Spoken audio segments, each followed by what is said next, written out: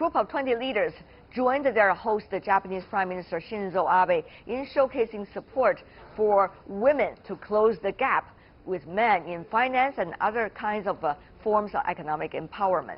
Earlier, I have caught up with Silvana Koch-Mehrin, president and founder of Women Political Leaders, who was just off from the session when I was talking to her.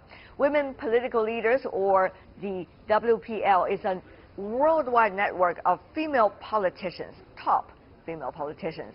Its mission is to increase the number and influence of women in political leadership worldwide. Let's listen in.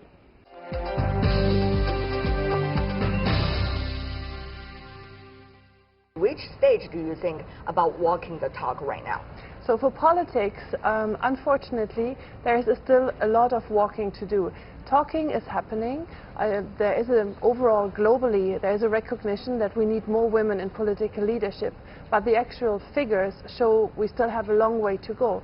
Just to give you, like, of the G20 leaders level, the heads of state, heads of government, it's 94% men, 6% only of prime ministers, of presidents are women, which means there's a lot of catching up to do. But how to catch up? That is really the issue, isn't it? You can see a lot of change. For example, in Canada, in France, South Africa, Mexico, they have parity both in their governments and also in some cases parity in their parliaments. And usually this takes both very strong and bold leadership by saying we want to have this agenda, we want to have this parity, and we want to show political representation mirrors our society. And also sometimes laws are needed, or legal inaction, quotas, affirmation, so that also the pipeline is there, that more women come forward as candidates. Now you see many political leaders in the room, including U.S. President Donald Trump together with his daughter, and also the German Chancellor Angela Merkel, French President as well, many others too. How do you think they're responding to the messages you've been sending out?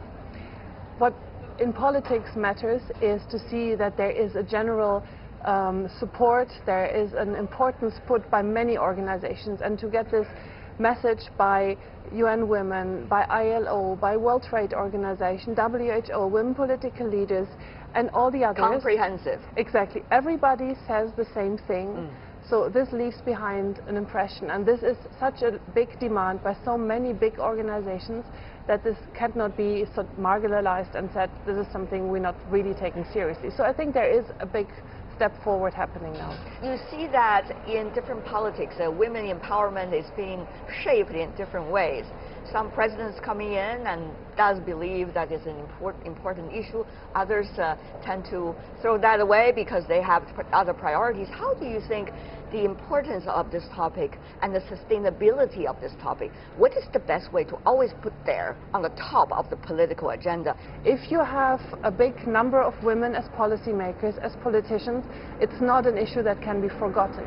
But that's a matter of numbers, so that if the numbers are big, it isn't a minority issue. And if you look at society, 50%, sometimes more than 50% in some countries, of the society are women.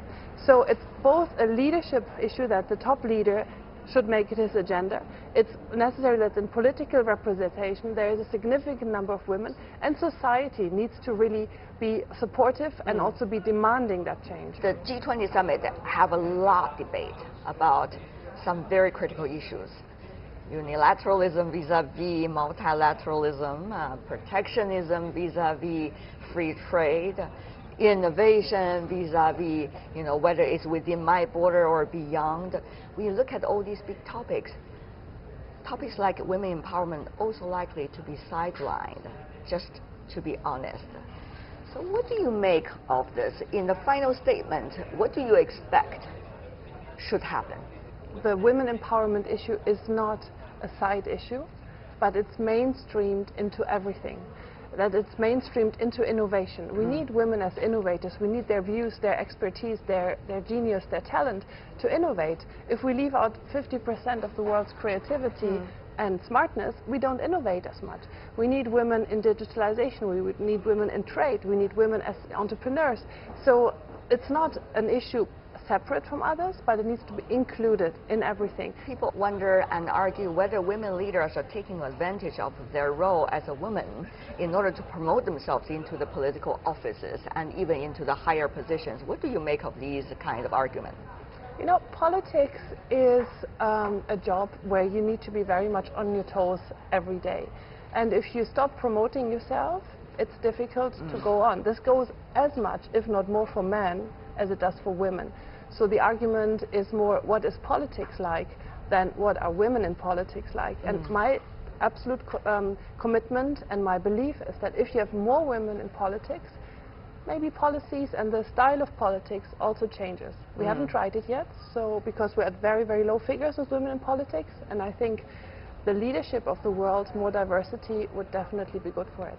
You served for years in the European Parliament, and now you are still being the organizer of the political leadership, women political leadership around the world.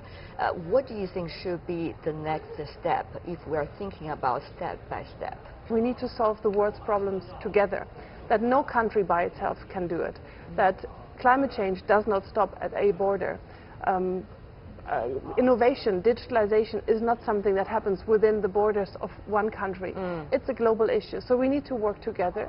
And this was something that the women there very much underlined, and they, I think the way they deal with each other, they talk to each other, is from the style something that is very positive and also gives optimism to how we can deal with each other. And finally, before we go, if there's one message that our audience could carry with them out of this interview, and for the political leaders of the G20 summit, they could carry it home, what exactly is it from you?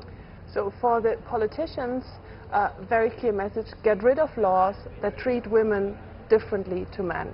That's a very clear ask, very easy to do for legislators. They change laws.